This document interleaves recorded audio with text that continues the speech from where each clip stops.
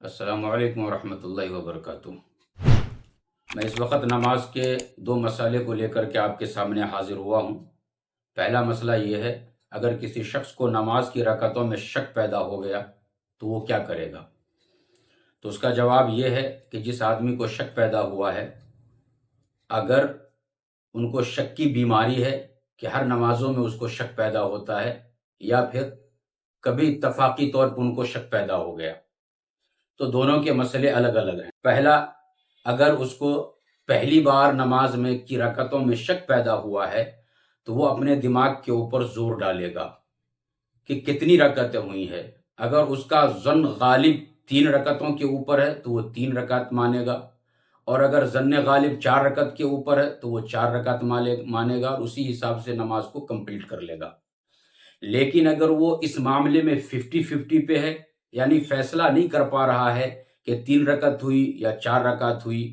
تو ایسی صورت میں مسئلہ یہ بیان کیا جاتا ہے کہ وہ نماز کو پھر سے دوبارہ لوٹا لے تو بہتر ہے۔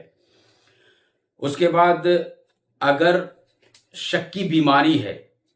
ہر رکعت کے اندر ان کو شک پیدا ہو جاتا ہے کہ بھئی 3 رکعت ہوئی، 4 رکعت ہوئی یا پھر 2 رکعت ہوئی، تو ایسی صورت میں مسئلہ یہ بیان کیا جاتا ہے کہ یہ آدمی شک کی بیماری کے اندر جب مبتلا ہے تو وہ کم رکعت کو تصور کرے گا، یعنی 3 اور 4 رکعت کے اندر اگر ان کو شک پیدا ہو گیا تو وہ 3 رکعت اس کو جو مانے گا کہ 3 رکعت میری ہوئی ہے، اور پھر اس کے اندر 1 رکعت اور اضافہ کر لے، اور پھر آخر میں سجدہ سہو کر کے وہ نماز کو کمپلیٹ کر لے، انشاءاللہ اس کی نماز ہو جائے گی۔ دوسرا سوال یہ ہے کہ سجدہ سہو کرنے کا طریقہ کیا ہے؟ تو سجدہ سہو کرنے کا طریقہ یہ ہے کہ آپ جب قاعدہ اخیرہ میں سلام پھیرنے کے لیے بیٹھیں گے تو سب سے پہلے آپ التحیات پڑھیں گے، تشہد کے اوپر انگلی کو اٹھائیں گے، پھر دائیں طرف آپ سلام پھیریں گے، السلام علیکم ورحمۃ اللہ، پھر اس کے بعد 2 سجدہ کریں گے۔ پہلے سجدہ میں سجدے کی تسبیح پڑھیے، پھر اس کے بعد